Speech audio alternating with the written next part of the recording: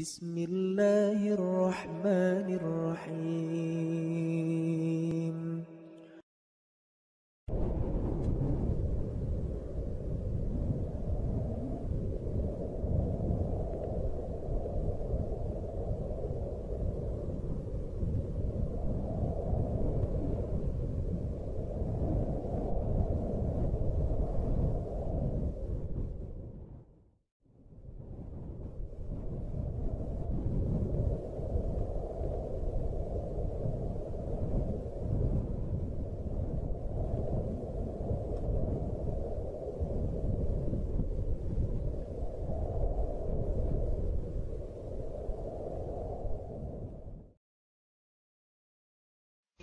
بسم الله الرحمن الرحيم. لا أقسم بهذا البلد وأنت حل بهذا البلد ووالد وما ولد لقد خلقنا الإنسان في كبد أيحسب أن لن يقدر عليه أحد يقول أهلكت مالا لبدا أيحسب أن لم يره أحد ألم نجعل له عينين ولسانا وشفتين وهديناه النجدين فلاقتحم العقبة وما أدراك ما العقبة فك رقبة أو إطعام في يوم ذي مسغبة يتيما ذا مقربة أو مسكينا ذا متربة ثم كان من الذين آمنوا وتواصوا بالصبر وتواصوا بالمرحمة أولئك أصحاب الميمنة والذين كفروا بآياتنا هم أصحاب المشأمة عليهم نار مؤصدة. وقيل يا أرض ابلعي ماءك ويا سماء أقلعي وغيض الماء وقضي الأمر واستوت على الجودي وقيل بعدا للقوم الظالمين.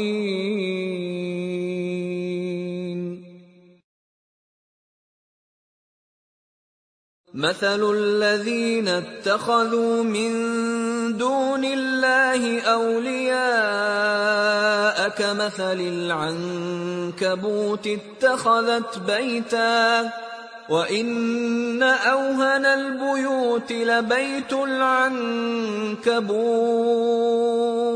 لو كانوا يعلمون. بسم الله الرحمن الرحيم. إنا أرسلنا نوحا إلى قومه أن أنذر قومك من قبل أن يأتيهم عذاب أليم قال يا قوم إني لكم نذير مبين أن اعبدوا الله واتقوه وأطيعون يغفر لكم من ذنوبكم ويؤخركم إلى أجل مسمى إن أجل الله إذا جاء لا يؤخر لو كنتم تعلمون. قال رب إني دعوت قومي ليلا ونهارا فلم يزدهم دعائي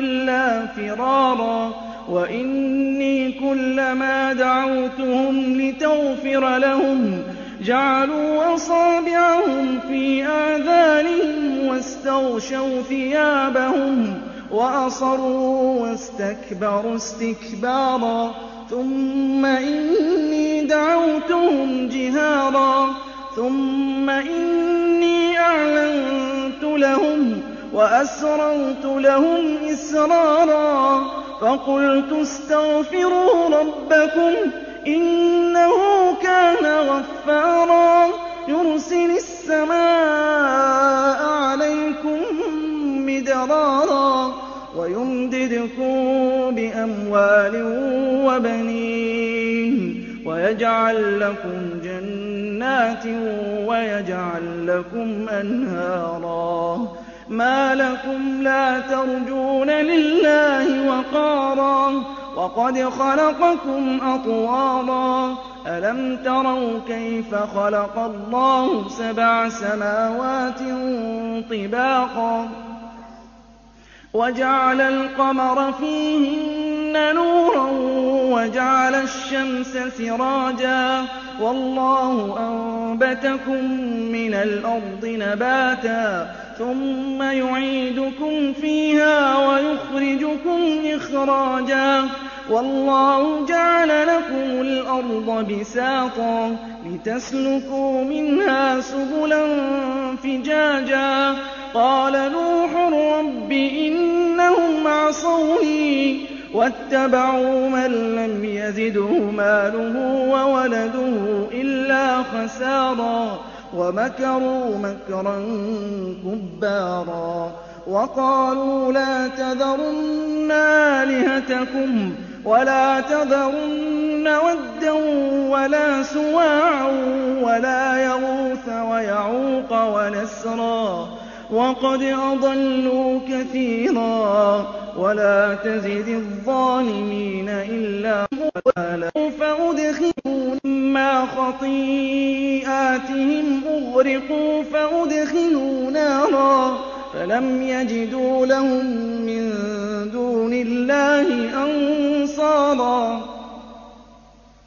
وقال نوح رب لا تذر على الأرض من الكافرين ديارا إنك إن تذرهم يضلوا عبادك ولا يلدوا إلا فاجرا كفارا رب اغفر لي ولوالدي ولمن دخل بيتي مؤمنا وللمؤمنين والمؤمنات ولا تزد الظالمين إلا تبارا.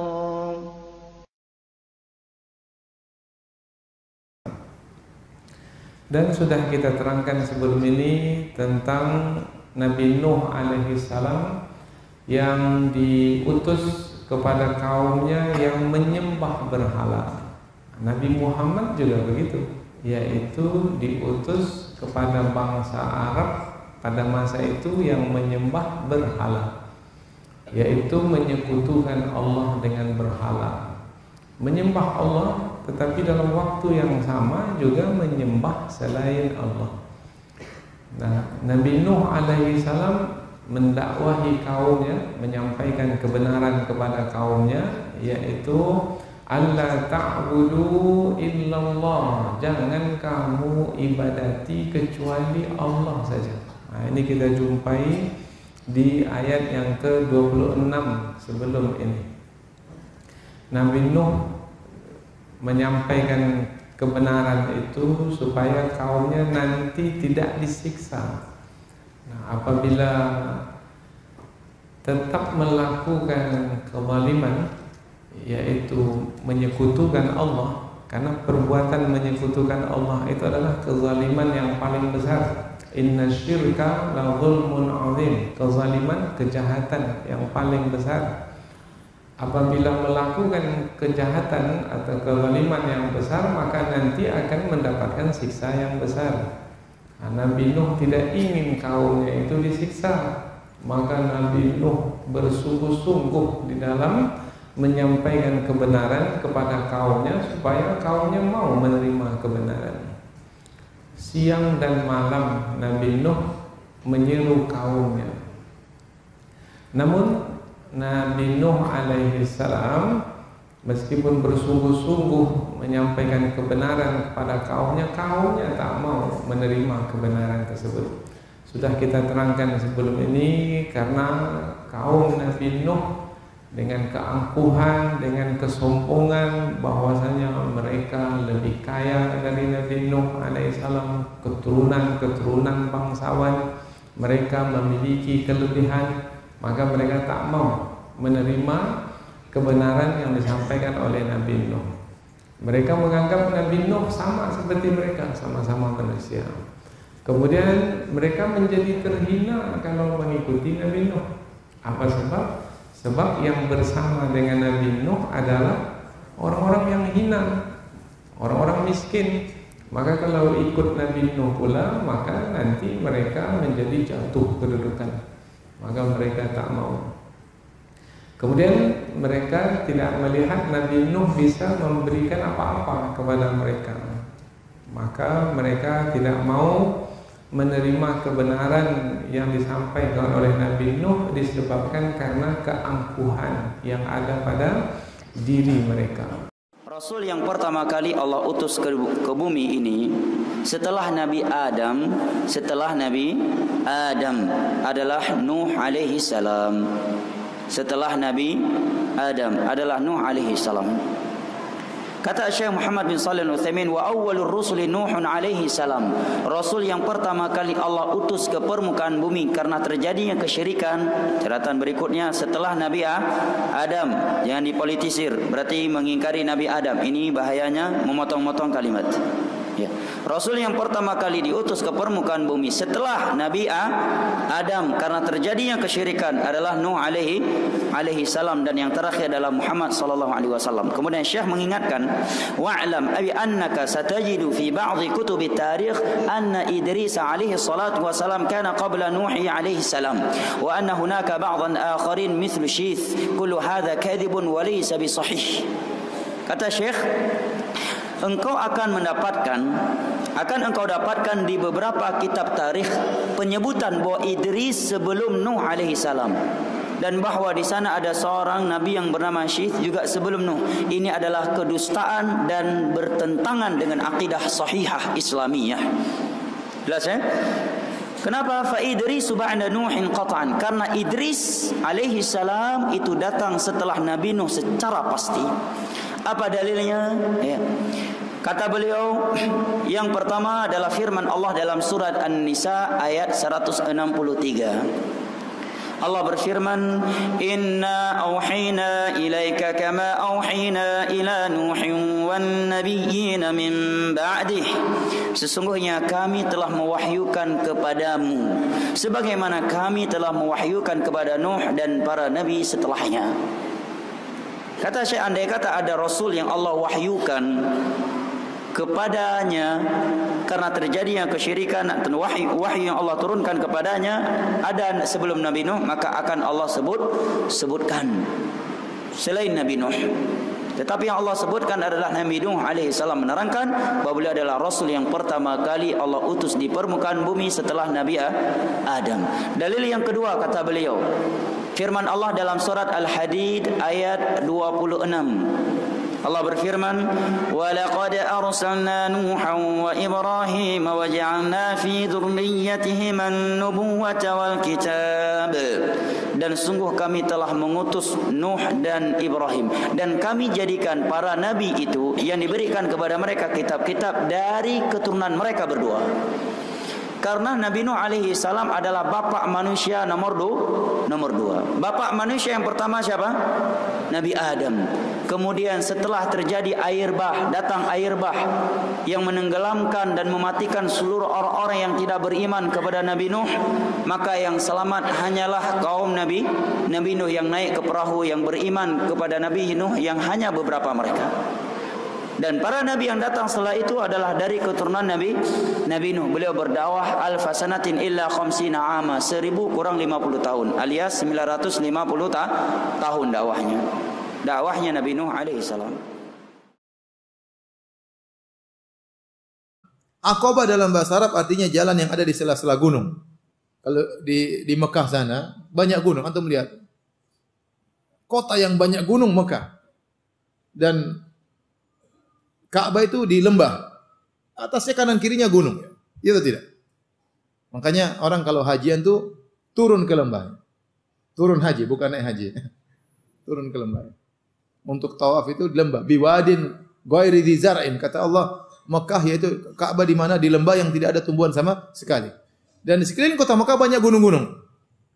Dan di antara gunung-gunung tersebut ada jalan-jalan di sela-sela gunung-gunung. Itu namanya, bahasa Arab namanya Aqabah. Untuk menempuh jalan tersebut memang sulit naik ke atas, tapi harus ditempuh kalau ingin berjalan menuju tempat yang lain. Ya. Namanya Aqabah. Sehingga memberi isyarat bahwasanya jalan menuju surga itu seperti jalan yang ditempuh menuju gunung-gunung. Ada kesulitan untuk masuk surga. Ada ujian. Maka Allah mengatakan, falaqatahamal aqabah. Kenapa dia tidak menempuh jalan-jalan yang berat tapi mengantarkan dia kepada surga? Ya. Kata Allah, wa ma adraka mal aqabah. Tahukah engkau apa itu aqabah? Jalan-jalan berat tersebut yang harus ditempuh. Maka Allah jelaskan tentang amal-amal saleh. Kata Allah Subhanahu wa taala, fakku raqabah. Di antara jalan-jalan berat tersebut, kalau dia punya harta, merdekakan budak. Itu di antara jalan sulit yang dia tempuh yang bisa masukkan dia ke dalam surga.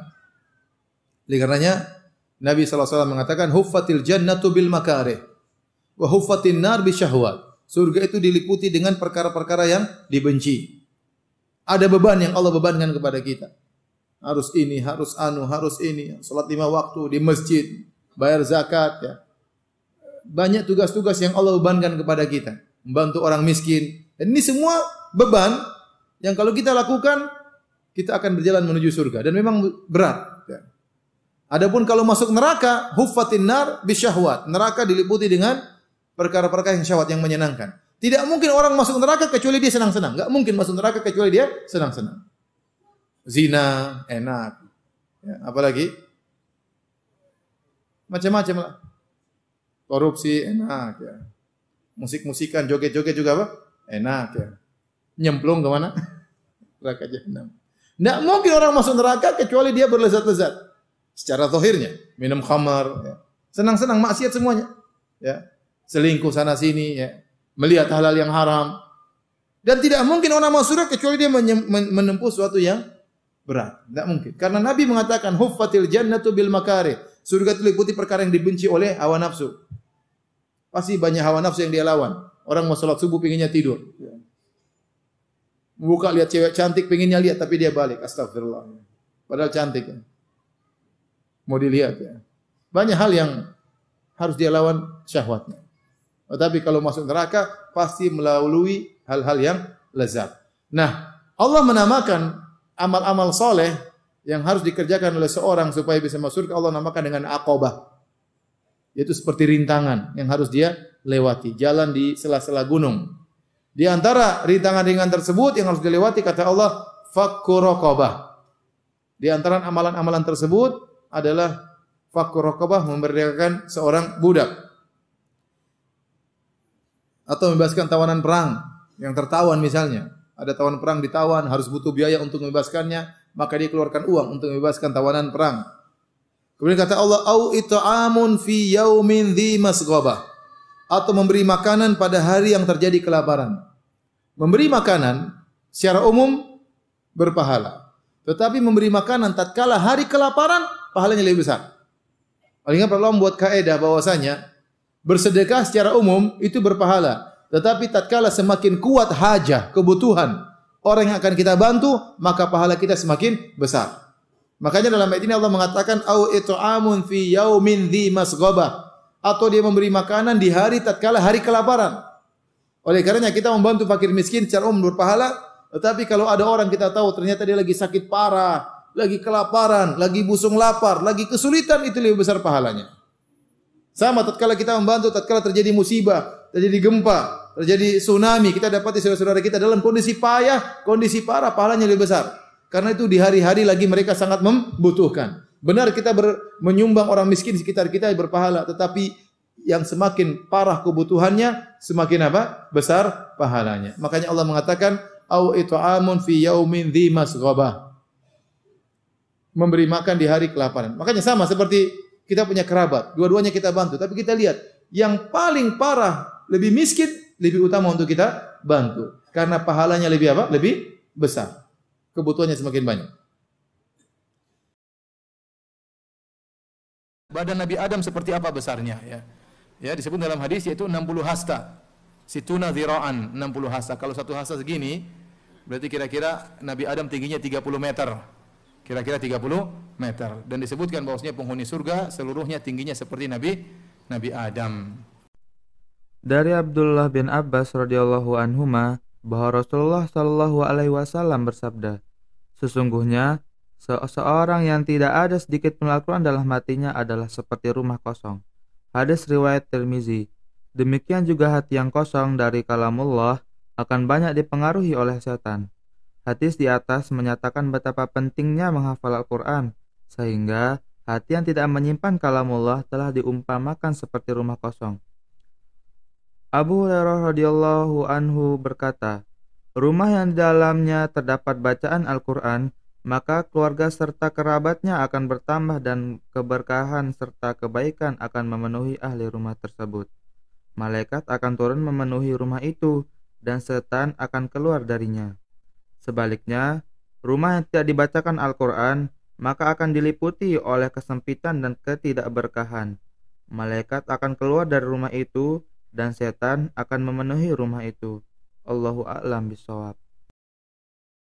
Walhamdulillahi rabbil alamin.